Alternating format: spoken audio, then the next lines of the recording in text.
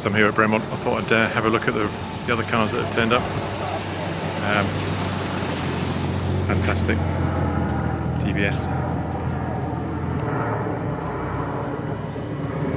Of course, the star of 2 James Bond films. Well, star, I'm not sure it really starred in Casino Royale. It was, memorably did its multiple rollover. But perhaps more of a star in Quantum of Solace in the opening sequence. The car chase through the tunnel and the quarry, driven by Ben Collins, former Stig. So how about this then? A Lancia Flaminia GTC convertible. Touring Superleggera construction, just like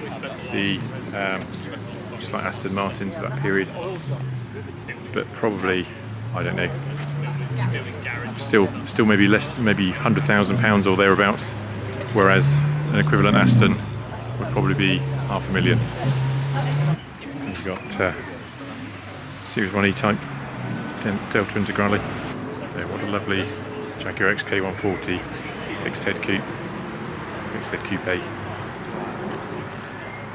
You can kind of see how having an open 2-seater would just enhance the look of it, but obviously in this kind of country, having a hard top would be to a degree preferable. Maybe spoils the lines a little bit, but still a beautiful thing, particularly in this kind of dark maroon. Now, I think if there was one car that could persuade me to ditch the Lotus, it would be an Aston Martin V8. Something about them, whether it's the connection with James Bond to a degree maybe, but I just think the presence of them, they've just got that kind of muscle car presence, but still it's an Aston. DeLorean needs no introduction, and I really shouldn't keep featuring these, but I just can't bring yourself to walk away. Just an amazing looking car, sadly flawed, but amazing.